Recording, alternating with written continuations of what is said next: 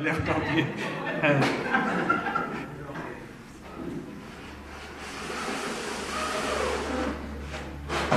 We will ask Pastor Mpoi Putu to officially welcome us to his church, and once more just to extend our gratitude for allowing us to gather here again today. It's a huge privilege for us to be able to occupy this space, to pay tribute to somebody who really tried to do good, but others thought otherwise. Over to you. Thank you so much. May I take this moment and just thank the Kathrada Foundation, of course, OUTA, and all the organizations that have organized this meeting. As it's true that this is the third time I also stand in front of everyone here just to celebrate and commemorate the death of our sister. Actually, she's my neighbor. She was my neighbor, and then I'm so grateful and thankful that we could actually come again and celebrate and continue to make sure that people understand the extent of death and the extent of what crime is doing in our country. So I'm also wanting to say, yeah, we also stand with the family. As a community here, we are also proud to be hosting this event almost every year. As I said, this is the third year. And so, yeah, we want to be part of this moment and want to be part of this movement. We, as a church, we want to condemn crime. We would want to stand up and say, this is not what God would have loved to see. And for that matter, the worst thing that we can actually say is that it has been 3 years and we know that nothing has happened so far. So we need to be asking the right questions. Why have we not found the right people who caused this? And I'm sure this is the cry of everyone in this country. Babita has died for the right cause. And I think we can all agree that she did what is right. But unfortunately, not everybody agrees with us that that was right. And unfortunately, as a whistleblower, we are more concerned about ourselves, not about what's happening in our community. So I want to say, we are most welcome as we share this space together, as we share and co-create our democracy in South Africa. May the Lord help us. May the Lord bring this consciousness in our lives that we are doing what we're supposed to be doing. Does not matter how few we are, but I'm sure all of us that are here, we are saying this is the right thing to do. And I would say as a church, maybe as a man representing God, this is what God would want to see. Us fighting for the right cause and for justice, and for those who are poor, for the vulnerable people, the marginalized, and and if it's possible, ask government to bring the perpetrators to book, and that's our prayer, and that's my prayer today. May I say thank you so much, sir. May the Lord bless you again. Thank you.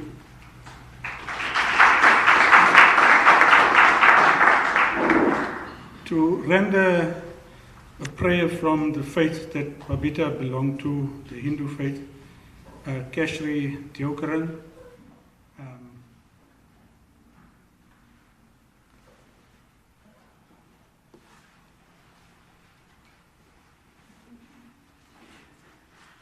May we all bow our heads. Om Bhurbhuvah Swaha Tat Savitar Varenyam Bhargo Devasya Dhimahi Dhiyo Yona Prachodaya. Om Bhurbhuvah Swaha Tat Savitar Varenyam Bhargo Devasya Dhimahi Dhiyo Yona Prachodaya. Dhiyo Yona Prachodaya.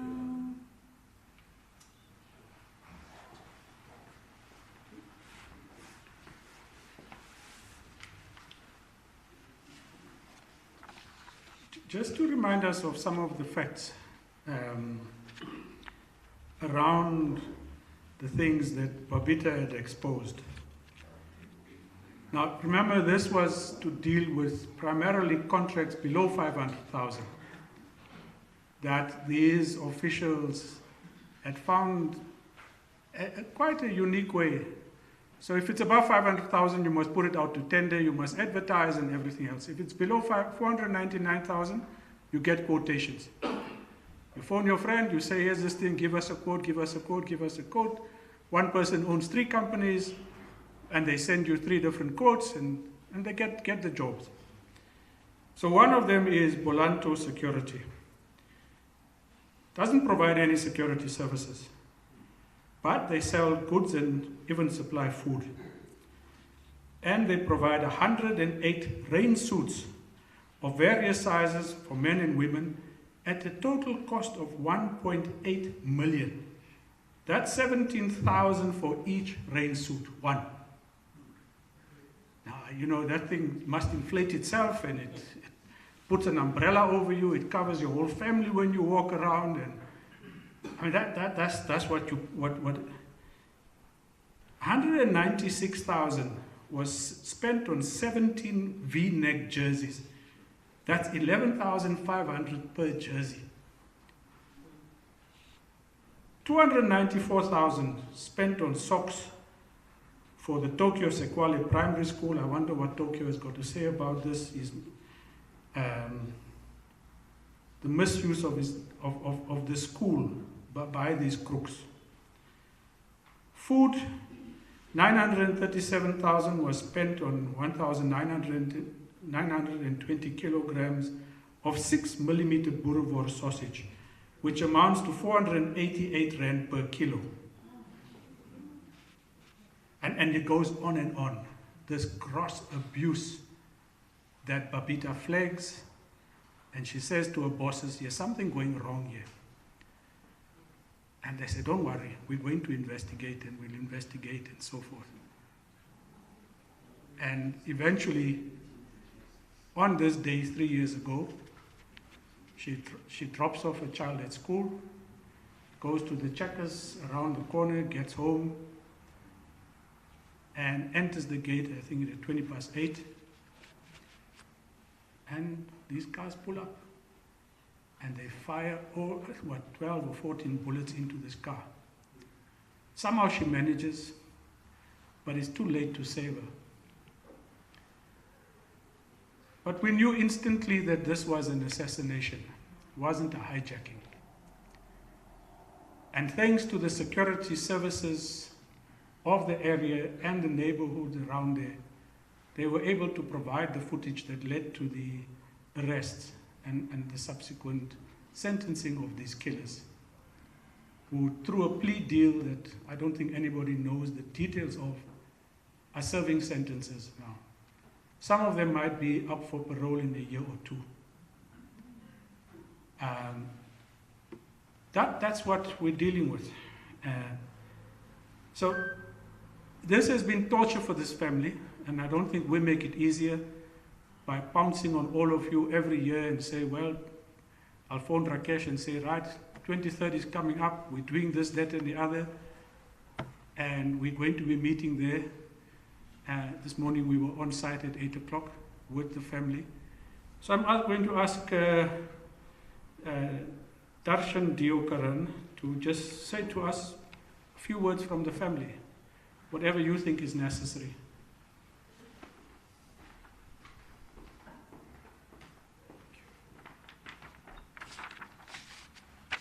Okay, so evening all. Firstly, on behalf of the Deokaran family, I would like to extend our gratitude to Ali and the outer team, the Ahmed Kathrada Foundation, the Active Citizens Movement, and all the media houses present here today, especially News 24. Your continued support over the past 3 years is greatly appreciated by our family. Had it not been for your support and your continued efforts to help us get justice for my aunt, we fear that her death could be in vain. 3 years on, and the pain of losing my aunt, Babita, or Bata, has not eased. We feel her loss every day of our lives. It is a void that can never be filled. We miss her voice, her witty remarks, her daily updates on current affairs. And most importantly, we miss her amazing food. Let's not forget her precious daughter that had to go through such crucial moments without her mother by her side, cheering her on. We are trying our best to remain hopeful that the true justice she deserves will prevail. Yes, the hitmen are behind bars. Excuse me. Yes, the hitmen are behind bars, but what about the paymaster, ringleader, whatever you want to call him? Is it the intent of law enforcement to bring the paymaster to book? These are the questions that we continue to ask ourselves and are left unanswered. It is difficult to continue to remain hopeful, but yet, here we are. We need to be her voice. We will continue to ask these questions until justice is fully served. Our hope and prayer is that when we meet again next year on the 23rd of August, we will know who the paymaster is, and then we might just finally have closure. Thank you.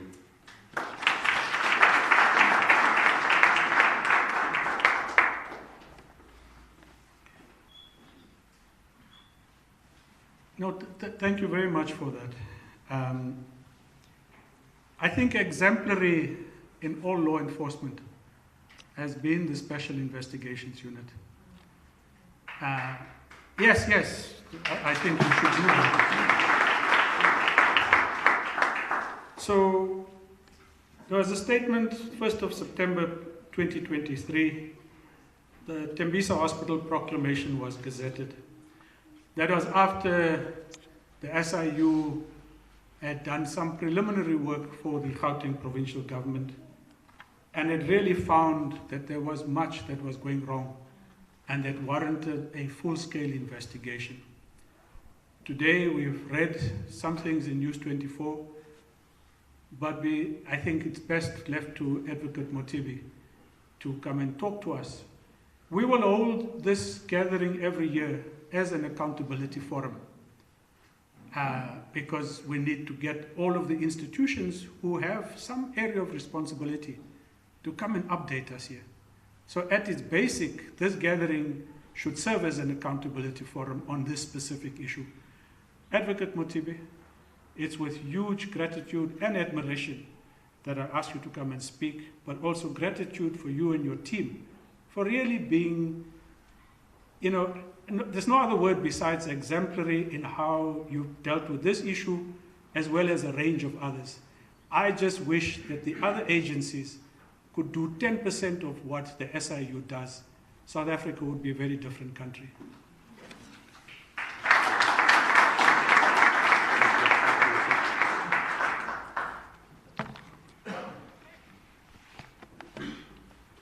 No, thank you, Nishan, for those words that are truly encouraging to us. We really appreciate, and we will really continue to do our best to ensure that we bring out the results that the public expects. In this case, that all of us really expect, especially the family. So I acknowledge the Deokaran family. Once more, thank you very much for giving us the opportunity to come and participate in this commemoration and remembrance of our sister Babita Deokaran. May her soul continue to rest in peace. But just picking up on the last speaker, I'm sure the peace will be more perfect if the mastermind behind the murder is arrested, tried, convicted, and sentenced. I also recognize MEC Ramkhopa. We are really pleased to participate here together with the MEC, obviously as the representative of the Gauteng government. I really appreciate and recognize everyone that's here, in particular Defend Our Democracy, Outer Whistleblower House, Action for Accountability, the Kathrada Foundation, and really I acknowledge everyone that's here. So we are really pleased, as I say. Thank you for inviting us to gather here today as we honor and remember our true hero, or heroine, Miss Babita Deokaran. Her courage and commitment to justice have brought us to this moment and continue to do so. And we owe it to her to ensure that her work and her efforts were not in vain. As the program director initially indicated, the president granted the Special Investigating Unit the authority to investigate and dig deep into the allegations of corruption and maladministration within the Gauteng Department of Health, and in particular, the Tembisa Hospital. Now, without the bravery of Ms. Deokaran in flagging out these alarming irregularities, we would not be standing here today and being in a position to give you the positive findings that arise from the investigation. We are really, really pleased that we are able to confront the dark and pervasive corruption that has infiltrated the Tembisa Hospital. So I want to pause here that over and above Tembisa Hospital, we all are aware that Ms. Babita Deokaran, she was the Chief Financial Accounting Officer at the Department of Health. As a result of her responsibilities, she had to ensure that, or contribute to the sound financial management at the department, amongst others ensuring that the procurement processes are well observed and the payment processes are also well observed. Now, in that process, the evidence has shown us, and the information that really she provided, our investigation has been thorough, and that she was able to flag more than 200 purchase orders that were suspicious, right? Now, as we sifted through the 200 purchase orders, we also went further. And now, we went through the purchase orders that are about 5,314, with more than 170 service providers that are linked to these purchase orders, right? And all of these transactions, and that's amongst others what's reported in the News 24 today, all of these transactions are worth more than 2.25 billion rands. And the investigation is still ongoing. So it's likely to increase from the look of the investigation that we have undertaken. Now, the focus of the proclamation that was signed by the President, of course, focuses on SIU having to investigate procurement, corruption, and irregularities.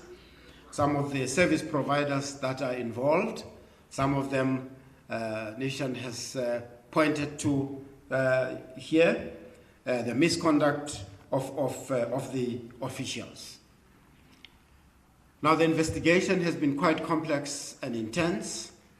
The Gauteng team, we've got a provincial team that focuses on the Gauteng investigations. It's been very complex, and the safety issues have been raised with us.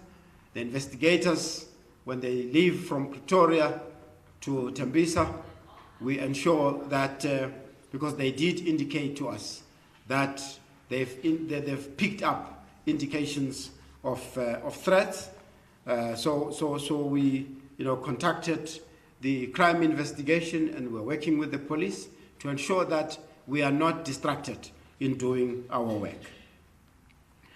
So our findings, the investigation of SIU up to now have revealed the following, amongst others. We'll not go through all of them. Has obviously, first and foremost, revealed rampant procurement irregularities. We have identified countless instances where procurement practices were neither fair, competitive, transparent, nor cost-effective. Orders were deliberately split to bypass the tender process. This is what Nishan was referring to. There was blatant non-compliance with National Treasury and Supply Chain Management guidelines, and service providers manipulated or presented fraudulent documents with impunity. Now, this bypassing of the tender process, just to repeat what Nishan said, there is a requirement that if the tender or the contract is above 500,000, then you must go on an open tender. Now, the modus operandi that they used was to, just go out to purchase for orders and deliberately making it less than 500,000, so that they could now bypass the tender process, right? And that is why in all of these purchase orders that were found were all below 500,000, deliberately wanting to ensure that they siphon money corruptly out of the system. And some of the items, ridiculous as they sound, yes, indeed, purchase orders confirm that. Issues, as Nishan was saying, issues like rain suits, as we indicated, the boerewors. In some instances, we've been public in terms of saying some bought skinny jeans. Items really unrelated to the business of the hospital in many instances. So we have now found that all of this is really perpetrated through organized crime, organized syndicates. We have uncovered about 3 syndicates, and without going really into detail, you'll understand why. We have uncovered the modus operandi of all these syndicates. So our investigation has unveiled the operation of these 3 major syndicates within Tembisa Hospital. These syndicates engaged in bid rigging, money laundering, and other illicit activities. The value of payments made to this syndicate is staggering, amounting to hundreds of millions of rands per syndicate. Up to now, we've found that it's about around 2.25 billion, counting our accountants, our forensic accountants are continuously at work. It's easily reaching 3 billion. The value of payments, they are really used for illicit purposes, to fund and purchase luxury vehicles. This is what we found. Properties, and over 1.8 billion has flowed through bank accounts linked to this criminal enterprise. We have, as I said, we've got forensic accountants that are hard at work to ensure that we trace the work, the flow of funds. Of course, without going into detail, we work also in collaboration with the Financial Intelligence Center that enables us to really reach out to the banks, but we do have the powers that we can subpoena any information that we recover from the banks. So far we have found the flow of funds, and of course when it comes to consequence management, which will be soon, we are going to ensure that everyone accounts. We have also found deep-seated corruption, which we uncovered among Tembisa Hospital employees, some of whom were directly involved in these corrupt practices. We have taken disciplinary action against several employees, including dismissal of 3 officials and the suspension of the hospital CEO. You would know that at some point before the proclamation, we worked with the Gauteng government through the Premier's office, and we worked together. Once this evidence was brought forward, these disciplinary actions were taken. And as I say, the investigation is ongoing. There's likely more other officials that we'll point to. It's unfortunate that the CEO tragically passed away before the conclusion of the disciplinary proceedings. However, if our investigations find that the CEO was involved in any unlawful activities, we will pursue the recovery of lost funds from his estate or any other irregularities that we will have to pursue. Insensitive as it may sound, the law requires us to mete out and bring out the action that's required. In addition to these findings, we have taken steps to prevent the implicated employees from accessing, those who resign, from accessing their ill-gotten gains through their retirement benefits by flagging their pension funds with the government employee pension fund. Now, these revelations are deeply troubling, as we will all agree, but they highlight the vital importance of our work. Our investigation is ongoing, as I indicated, and we expect to conclude by November 2024. We would really expect, as I said, it's so complex, and there's a whole lot of tracing going through the stacks and stacks of documentation. Until then, we remain steadfast in our commitment to uncover the full extent of the wrongdoing and to ensure that justice is served. Now, it is very critical to understand that the information provided by Ms. Deokaran has been so critical in us reaching to some of these significant outcomes. The investigating team relied on the report compiled by Ms. Deokaran and analyzed the documents during our investigation process, and the evidence became overwhelming, which corroborated Ms. Deokaran's information and highlighted and showed the pattern of this quotation system at the hospital. In the current investigation, the team further sourced payment batches from the e-government and Tembisa Hospital that confirmed her findings. This evidence collected so far points to the modus operandi, as we said, of the quotation system. There's also, amongst others, which we really will not, in the interest of time, not go through some of the additional findings, but as we continue to communicate to the public, we will spell out some of the modus operandi that the syndicates have used. I need to pause here as well that the information that, remember, she was the financial accountant in the Gauteng Department of Health, and the information she gave during the time, remember, during the COVID time and so on.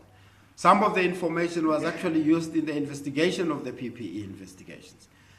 And you would have seen that almost a week or two ago, we announced the outcomes of those investigations. A contract worth amount of 257 million, thereabout, was cancelled by the special tribunal. And we are really pleased to see those consequences being meted out.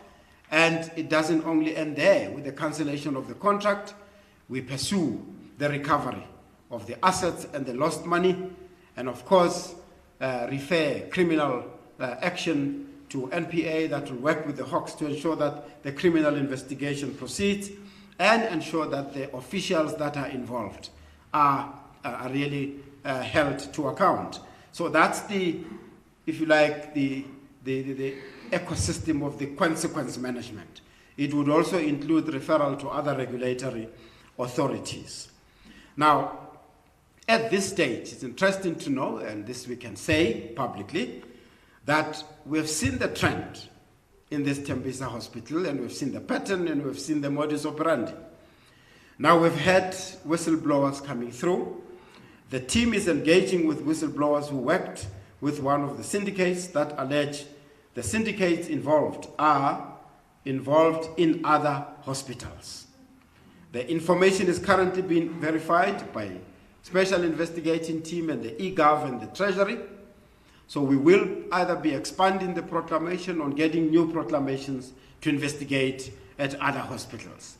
Now you can see the ramifications of how our sister Babita Deokaran's efforts will really save the corruption and help us to deal with the corruption on a wider scale in various other hospitals.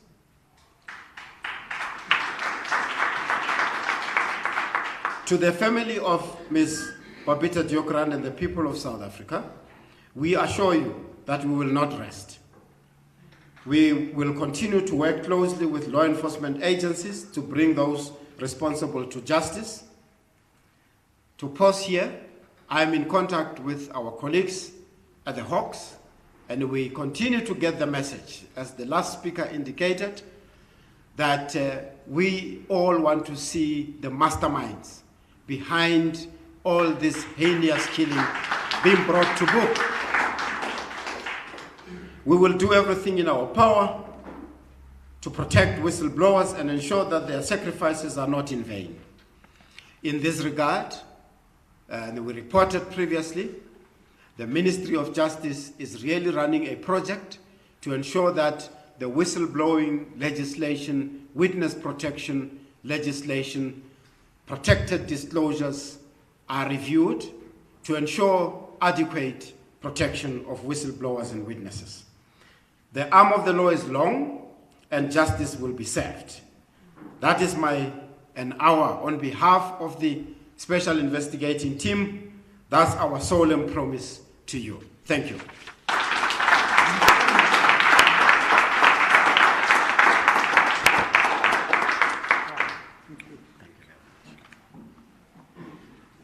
As I said, the SIU is exemplary.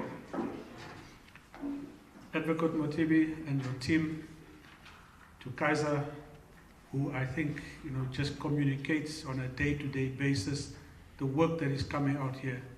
Just thank you, and thank you. Last year we had the Health MEC, and in all sincerity, she came, she spoke, and made some commitments that I thought were very basic. One of which was to ensure that before today, the family of Babita would be taken through the Tembisa Hospital, walkabout, to really go and see this place that resulted in her death. The second one was to bring together health workers of Gauteng to watch the documentary that's being screened tonight in Durban at another event that is just packed out. And initially I got the sense that the province was going to go ahead with this. A week or 10 days ago, or 2 weeks ago, I got the message that the health department needed to get the approval of the Premier's office. And they would only come back to me once they had that approval. Now, this is not a policy issue. It's got no financial implications. There's no procurement issues here. We didn't want to be fed. We would have found the venues for these things.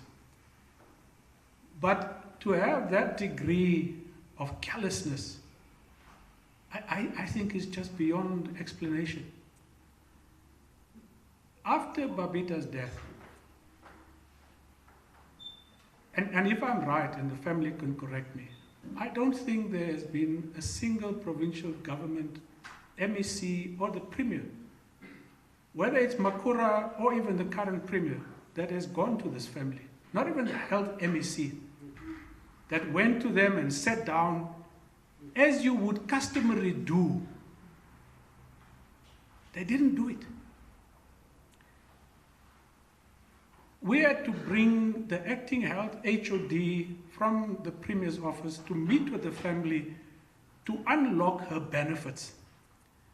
Because some official there was giving them the runaround and said, you don't have this form, you don't have this form, and no sense of what lies behind this family having to now bring those forms in.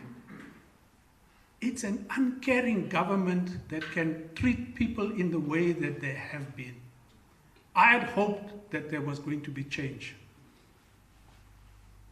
But then today we get a statement, Gauteng provincial government strengthens procurement processes in memory of Babita Deokaran.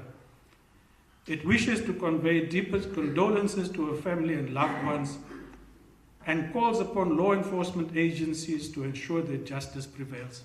They could never pick up the phone to say this or visit in any way. Babita's passing highlights the urgency to tighten compliance processes and enforce ethical governance within the public sector, and they go on, blah, blah, blah. The measures that they will take is procurement at the health department that is between 500,000 and 1 million must be reviewed by Gauteng Provincial Treasury before purchase orders are issued. All of the corruption flagged is 1 rand below 500,000. So this step is meaningless. It doesn't deal with the problem. A new request for quotations pre-compliance checklist has been introduced to ensure adherence to supply chain management process, while quotation adjudication committees has been established in each health facility for oversight on procurement between 2,001 rand and 1 million. So maybe that's a step in the right direction. In an effort to ensure that an ethical public service is institutionalized, all employees are required to complete an online ethics course by October 2024. Is there anybody working in the Department of Health? Because if this course hasn't started and we are now at the end of August, in 2 months' time, I doubt this is going to in fact happen. If it does happen, can we please ask the provincial government to make the viewing of the documentary the start of that course? Employees appointed at level 9 and 10 are also required to disclose their financial interest every 2 years. As part of the recruitment process, all newly appointed designated employees in all categories must disclose interest 30 days after assumption of duty. The life of Mrs. Deokaran will continue to serve as a reminder for the Gauteng government to fight corruption and ensure clean governance. May her soul continue resting in peace. Some of this is good, but I'm not sure if that's how you treat people when you don't have the decency to even meet with the family itself first and foremost. I'm happy that we were able to get MEC Ramokgopa here. And let me say that it didn't require a number of letters and invitations. It took a WhatsApp message and a letter in that WhatsApp to say, please, we're having this thing, can you come? And within 2 minutes, there was, yes, I'll be there. It would be an honor and a privilege. That's the kind of public officials that you want. Can understand the issue and can waive the bureaucracy that sometimes is necessary, but sometimes needs to be done away with. MEC Ramokgopa.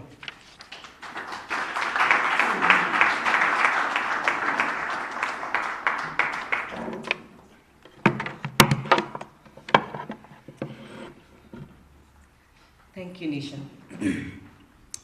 Ladies and gentlemen, to the family of the late Babita Deokaran, our hosts, the Kathrada Foundation, esteemed guests, and the community at large, both in attendance and in the province of Gauteng. I stand here today not necessarily in my capacity as a representative of the Gauteng government, but as a citizen who is also deeply affected and disturbed by the scourge of corruption in our government. I stand here also to represent the leadership of Rise Mzansi and our national leader, Mr. Songezo Zibi, who we now know as the chairperson of the Standing Committee of Public Accounts in the National Assembly. I stand here to represent the millions of voiceless citizens and residents of our province who don't necessarily have the opportunity to have their stories told, to have us, people like us, tell their stories. And I say this because regardless of where you are, what hat you may wear, we all have an equal responsibility to fight against the many social ills, including corruption, and especially corruption, that we experience in our society. And so I'm very comforted and encouraged to see the number of organizations that have come out today and that are willing to stand side by side and recommit their position. Today we gather to commemorate the life and legacy of Babita Deokaran, a brave soul who stood against the tide of corruption that has plagued our nation for far too long. We gather here not only to commemorate, but to reaffirm our collective commitment to the principles she embodied. And let me reiterate some of those principles. The principle of truth, the principle of integrity. And those two go together because integrity is willingness to speak truth, even when it may not be easy, even when it may not be convenient. The principle of accountability. Because when you have great responsibility, or when you have great power rather, there is great responsibility. And as public officials and public servants, we must at all times be willing to be held accountable. She stood also for the principle of courage, something that is so sorely lacking today in our society. The courage to speak out, the courage to be unpopular, the courage to just stand by your convictions and say, I believe that this is wrong, or I'm willing to stand next to you because you believe in what I believe in. Babita was more than just a whistleblower. She remains a beacon of hope in a system that often silences those who dare to speak. Her courage to expose wrongdoing within our government departments is a testament to the strength of her character and her unwavering dedication to the people of South Africa. We owe it to her and all who have suffered in silence to continue the fight. As Rise Mzansi, we recognize that corruption is a cancer that has metastasized throughout our society, undermining trust and eroding the foundations of our democracy. And as many speakers before myself tonight have said, we cannot simply allow those who are truly responsible and behind the death of Babita, we cannot allow them to walk free. Her family deserves justice, and she deserves justice. So we must be intentional about rooting out corruption within our own ranks and ensuring that those who expose it are protected, not persecuted. We are committed to supporting efforts that advocate for transparency and integrity. We recognize that the fight against corruption is not just about enforcing laws. It is about fostering a culture where whistleblowers are protected and valued for their contributions to society. It's about fostering a culture of intolerance towards corruption. And let's not believe that corruption is simply that which happens in government, simply that which we read about in the newspapers. It is the cold drink that we offer to the policemen when we get stopped late at night. It is the favor that we do for someone at Home Affairs to help us skip the queue. It is the micro-corruption in our society that multiplies itself and ingrains itself in our very sense of morality and ethics as a country. We must become a society that is completely intolerant of corruption in all its forms.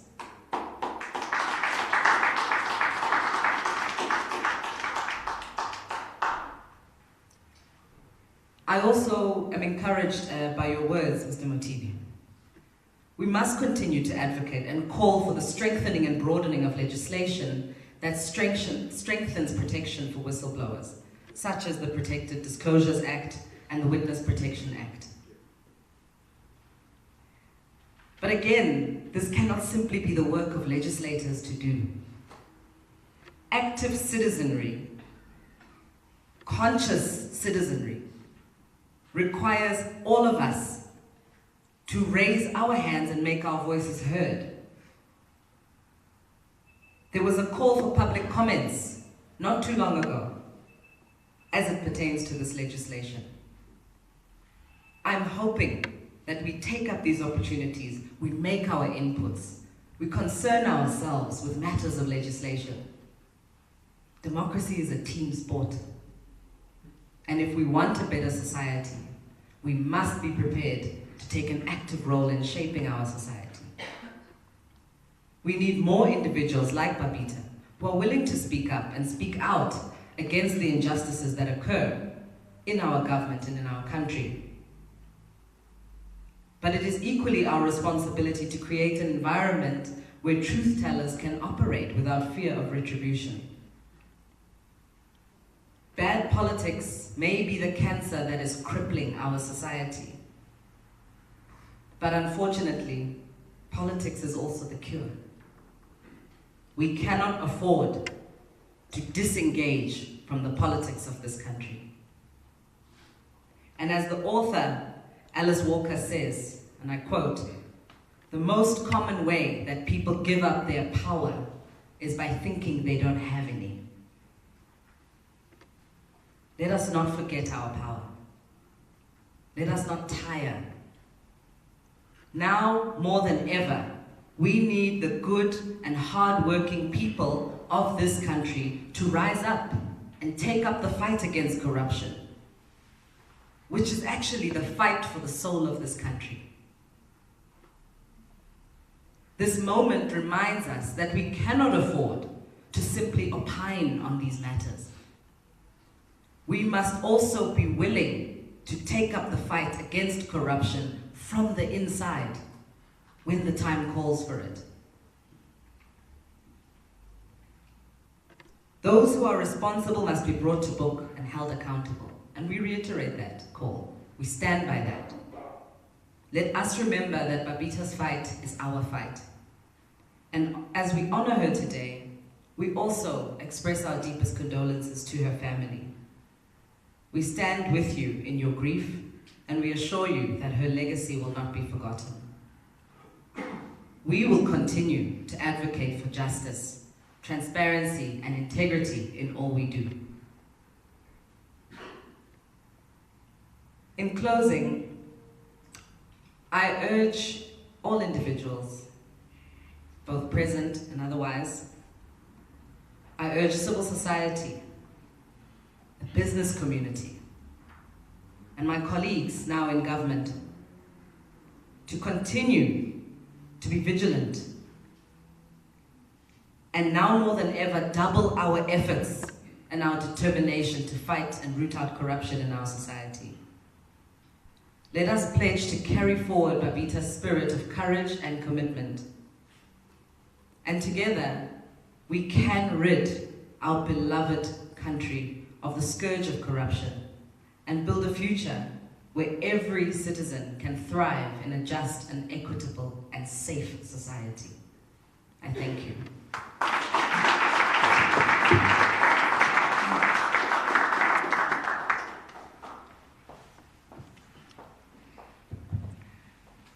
I was just thinking that, Advocate Motibi, you said by November this report might be complete. If it is complete, would you and the SIU consider coming back here to release that report? Or at the assassination site? And if there is that willingness, we can work with yourselves. MEC Ramakgopa, thank you for your words.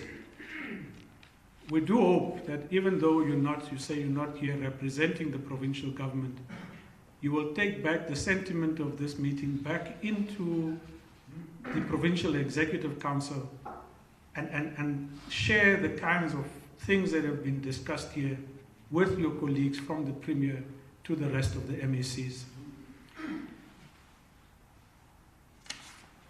I had asked Jack Bloom to come and speak. Jack, however, wasn't available. Jack did speak in the House, in the legislature, to talk about the and articulated why he opposed the health budget, and essentially pointed out issues from Life Isidimeni to the Tembisa Hospital, but highlighted the current issue of cancer patients and all the kind of suffering that they are going through. Jack says the crooks are still in charge of this department. They want to keep their multiple scams going and to protect the looters.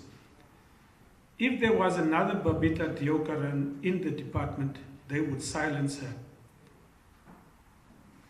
I wonder if similar, and then he talks about unspent money. I wonder if something similar can be said of the unspent money that was set aside last year for the urgent treatment of cancer patients. This is the subject of a court case that is being brought by the Cancer Alliance, Section 27, and the Treatment Action Campaign. At one stage, there were 3,000 cancer patients waiting for treatment. And he goes on and on about the wastage of resources in the Department of Health. But we've asked Mark Haywood to come and say a few things here about corruption in health and how that possibly must be responded to. Mark needs no introduction. And in the interest of time, Mark, over to you.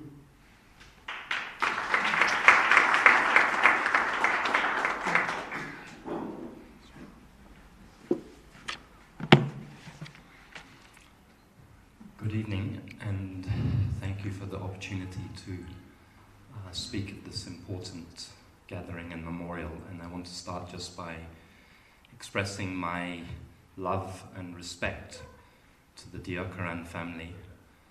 Thank you for Babita's contribution. It will be a lasting contribution, even though it came at a terrible price. I want to thank too the people who've organized this evening, who have kept Babita's memory alive, who've continued on a daily basis to stand up and demand justice, and who I believe will continue to demand justice until the day when we see justice and when we see the masterminds arrested, prosecuted, and found guilty. From what I hear from what Advocate Matibi said, the law is getting close to the masterminds. The fact of the matter is that through the work of the SIU, through the work of journalists, we can probably narrow it down who is responsible, who is the mastermind, to one of 4 or 5 people. I'm not going to mention those names tonight, but they are known. They are named in the film that has been made by Jeff Wicks and others, and they must know that justice is coming. Justice is coming to them, and they will be put behind bars. But what I want to say tonight is that we talk a lot about what Babita Deokaran died fighting against, and she died fighting against an epidemic of corruption in our province and in our country. But she also died fighting for something. She died or was murdered fighting for a constitutional right. And that is the constitutional right of everyone in our country to have access to healthcare services. Because without access to healthcare services, it is not possible to live a comfortable and peaceful life. Everybody needs access to healthcare services. And in this province, the tragedy is that the province with the most developed, the most complex, the most advanced public healthcare system, the province that should be doing the best in protecting healthcare, the healthcare system has been turned from something that is not being used to provide quality healthcare. It is being used as an opportunity to steal. The budget of the Gauteng Health Department, as was pointed out by Jack Bloom, is 64 billion rand per year. And if you don't protect that budget, that is a lot of money, and a lot of money that is there to steal and to use for illicit and illegal purposes. And Advocate Matibi, as somebody who has worked in the Gauteng healthcare system for many, many years, I can tell you, and you took the words out of my mouth, that Tembisa Hospital is the rule, not the exception, when it comes to corruption in the Gauteng health system. Every hospital is a crime site, sadly. Every hospital is being used for theft. Look at what is happening at Chris Hani Baragwanath Hospital. Look at what is happening at Charlotte Maxeke Hospital, where it seems likely that the reason that there was a fire at that hospital 2 years ago, was that it was arson, that it was an attempt to cover up corruption. There are still unanswered questions, Advocate Matibi, as you know, about why the Department of Health Lisbon building conveniently burnt down, destroying as it burnt down many, many records that could have become the subject of an investigation by the SIU and by other authorities. So we have to make sure, and we need active citizens to make sure that this happens, that the Gauteng healthcare system is freed from this corruption.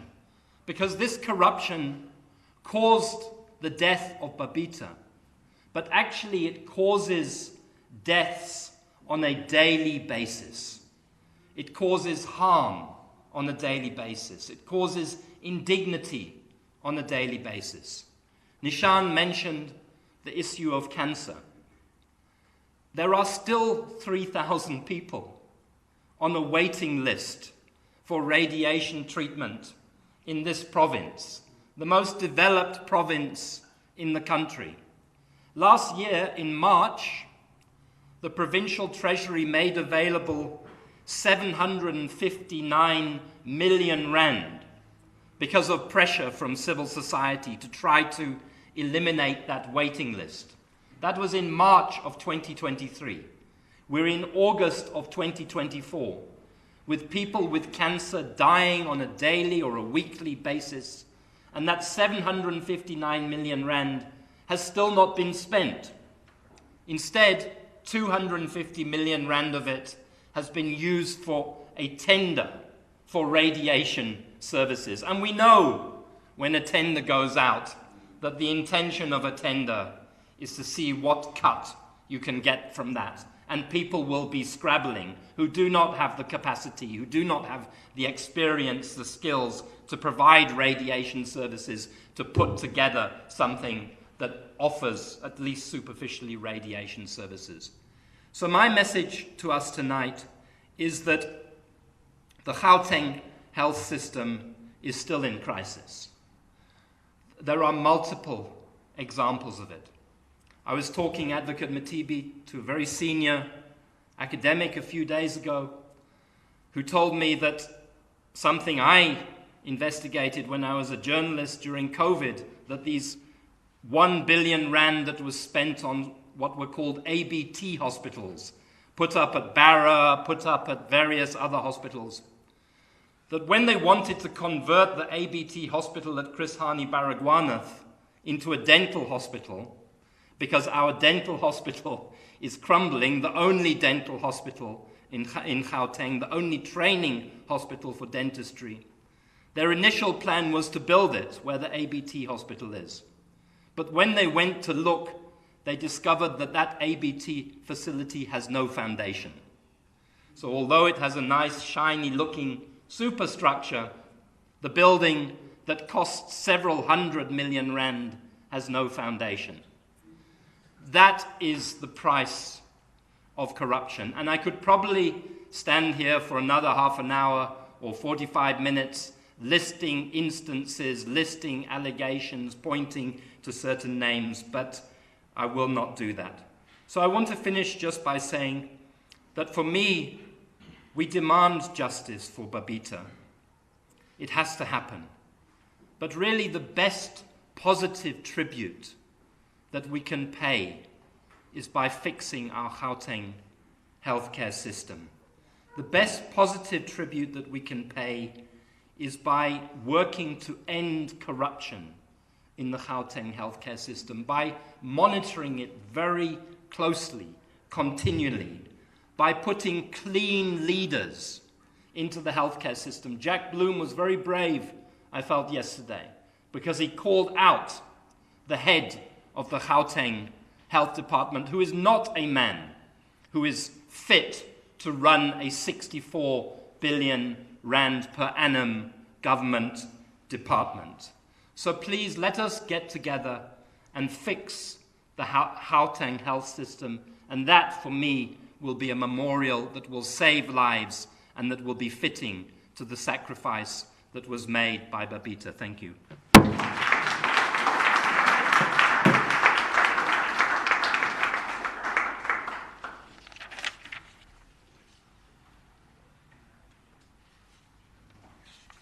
In fact, Mark just reminds me of something that was included. I'm trying to find it. Yes. The current health HOD,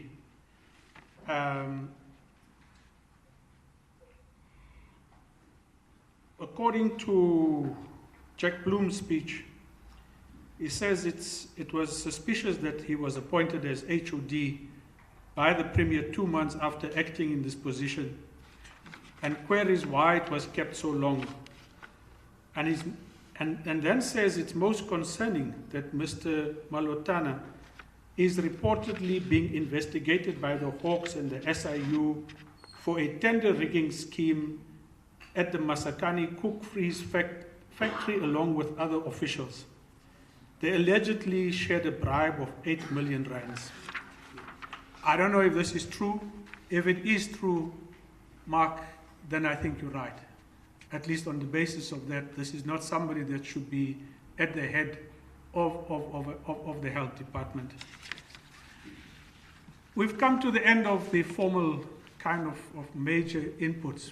What we will now have is just key messages from the associated organizations here, starting off from Defend Our Democracy. I know Trene has been panicking since she walked in here. Where are you, Trene? I'm told you're speaking. Yeah, you are. You're not speaking? Oh, A4A. You're wearing too many caps here. But anyway, come and talk on behalf of A4A. But the panic is still there. Keep it short.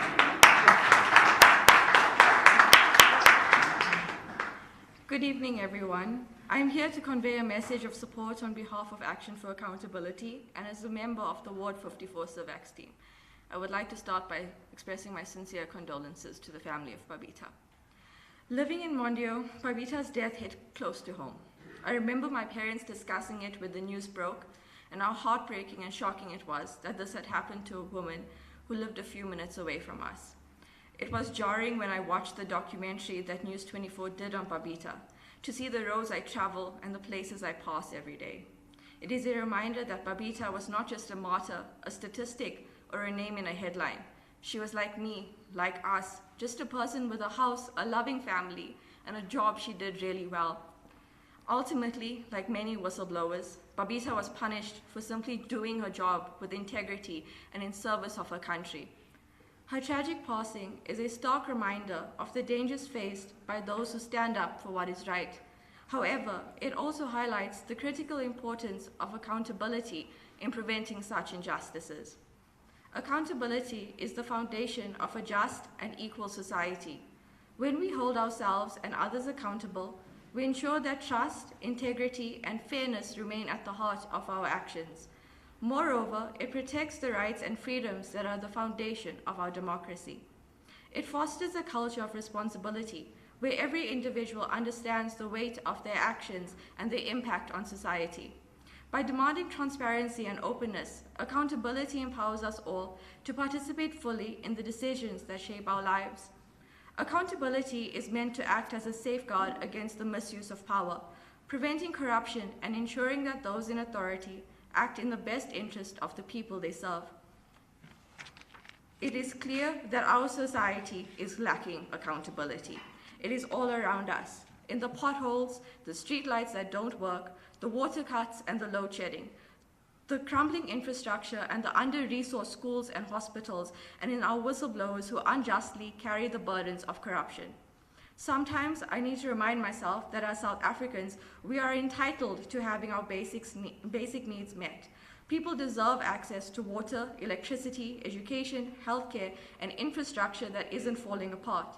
This access shouldn't be limited either, as the resources to provide these basic services exist, but were misappropriated by elites who believe that they are more entitled to extravagance and luxury than others are to having their basic human needs fulfilled.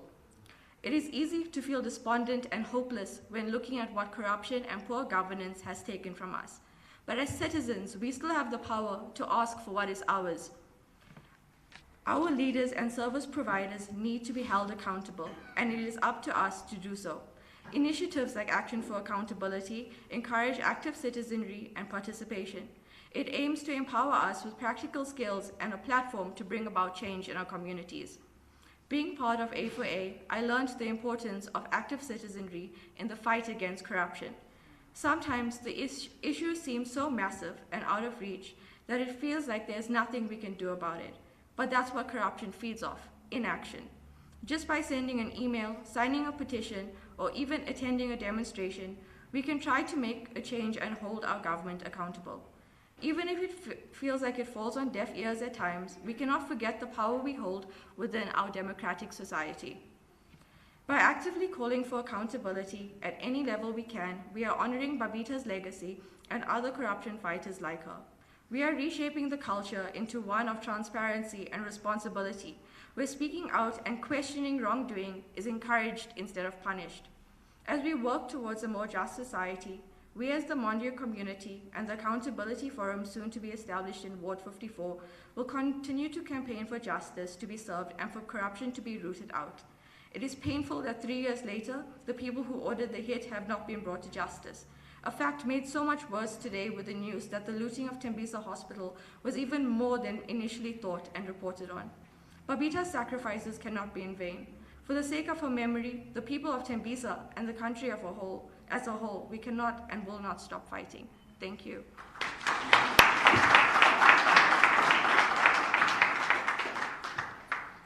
Okay, Wayne from Outa, let's get your message, please. And let me just, as you come up, just thank this wonderful brigade that you have. And I don't know what you do with them, but for them to be marching from 6 o'clock in the morning up until now is just incredible. Thanks, Nishan. Yeah, thanks, Ali and the team. You do us proud, and also of civil society, by the way, with your relentless presence at so many of the events that need to highlight what is going wrong so often in this country. I just want to say a few words. Andy, thank you. You inspire us. You give us hope, because there are a few departments that are really going out of the way and doing good work. Tsakani Maluleka at AGSA's office, another one that is engaging with civil society. And that helps us to continue to be motivated by what has to be done by civil society. We have to continue to be relentless in this fight. And there are a lot of good people in government. We see it all the time. We are very mindful of that. We should never paint and tar everybody with the same brush with our frustrations of what is going wrong. And there's a lot that's going wrong. But just to say that, you know, the things that we're uncovering and engaging with whistleblowers right now, to this day, is the stuff that we thought should have been behind us by now. It was happening in state capture days. The capture of so many of our SOEs is living on every single day. Just last week, another whistleblower, somebody standing up to corruption within a state entity, survived assassination attempt. And I won't talk about where that's happening, but it could have been another casualty. There are others who are not assassinated, are just simply sidelined, just pushed out of the system because they're getting in the way of corruption. One of them, it's public knowledge in the media, Inga Mulder at Sanral, who was we were at loggerheads in challenging some of the decisions they were making, but a good CFO, many years of experience, pushed aside because of the overreach of a board right now that has literally hijacked that organization and is responsible. A board that should not be involved in the operations is involved in the operations of Sanral, awarding tenders over 700 million rand values.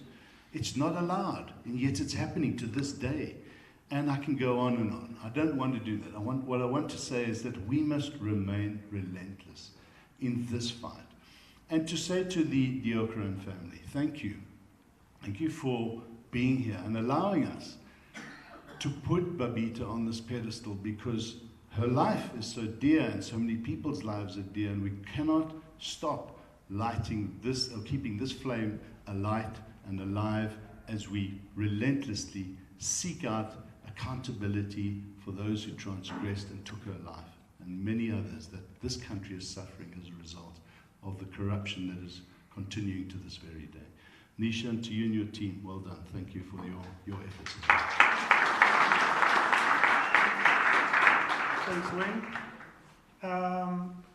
Whistleblower House, I know they sent their apologies. Fine, they're not here. We can make up for some time. Defend our democracy? Okay. I was hoping there was no speaker, but anyway, come up, Zakira. No, I'm joking. I didn't know that we were meant to be speaking, but I thought just to highlight something that we need to be paying attention to, and that is that in the last year or so, there's been 3 killings linked to investigators at SARS. 2 killings and 1 attempted killing. So in a few days' time, on the 29th, we'll be going to the SARS headquarters to stand in solidarity with Advocate Kathrada, who very much like Babita, had 4 bullets shot into her car. She was hit in the face and the chest and is currently recovering under heavy police security.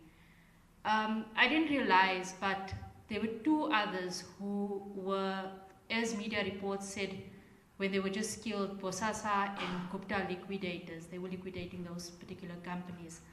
But recent reports suggest that they were investigating as well via SARS the same case that Advocate Kathrada was on. And that's in relation to a very well-known celebrity and socialite who I saw in recent days has a massive house somewhere. And seemingly, there's indications that SARS has been eyeing this particular individual.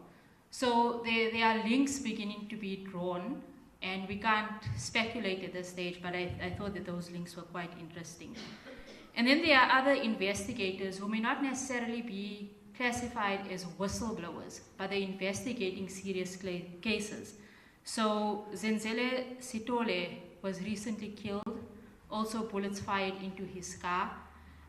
Last year, Frans Matipa was a Hawks investigator investigating certain SANDF dealings, and he was driving on the highway and had a sniper fire 2 shots at his vehicle, and he crashed his car and was killed. So beyond just people who blow the whistle after the fact, there are people who are honest public servants who are investigating on a day-to-day basis. And I think, Advocate Mothibi, it is extremely concerning that there are investigators who you say are now facing threats and have picked up threats. That's something that we want to call out early on and not after the fact that it happens. So that's an additional element that I hope the media will pick up on and begin to report on more acutely. And we hope that all of you would be able to join us in the next few days on the 29th at 11 o'clock outside SARS when we stand in solidarity with Advocate Kathrada. Thank you.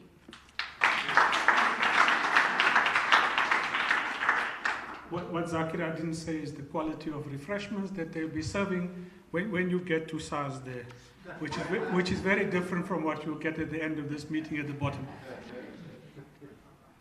The provincial treasurer of the South African Communist Party is also requested to deliver a short message, and we welcome your presence, Yekosi. Thank you. Thank you very much, Comrade Shan, and all organizations that make it possible that all of us were here today to celebrate the gallant fighter of fighting corruption. Let me take this opportunity to greet the family, the Deokaran family, Babita's daughter in absentia, and ensure that we are together in remembering your daughter. She was very ethical for the mere fact that she was able to stand against all odds and report this various serious crime tells us that she was really a gallant fighter in the administration. So as SACP, we have taken a stand of being anti-corrupt. In fact, we have taken a stand of fighting for corruption and be anti to corruption. So we are going to ensure that at all costs, those ugly heads of corruption, when they come up, we're going to hit it very strong. We're also calling for the mastermind behind the whole scenario. Remember, those that have shot, those that have been arrested, they are not the mastermind of the whole process. The mastermind are still enjoying their life somewhere. So we call on them to be arrested. To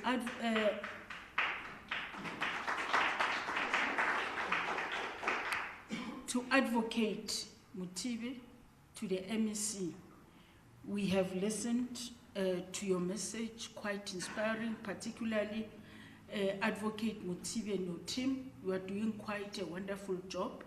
And we call on you, that is South African, as Gauteng, you have our support. We'll make sure that as you're busy doing the good work, we're behind you. We'll assist you in reporting corruption. Because this corruption is the one that has put us to be where we are today. And most of these corruption are not normally reported. There are serious syndicates out there, and we don't know who are they and what are they doing. So we are saying together, as Gautengers or Gauteng citizens, as South Africa, we must just ensure that those corruptive elements are our enemies. I thank you.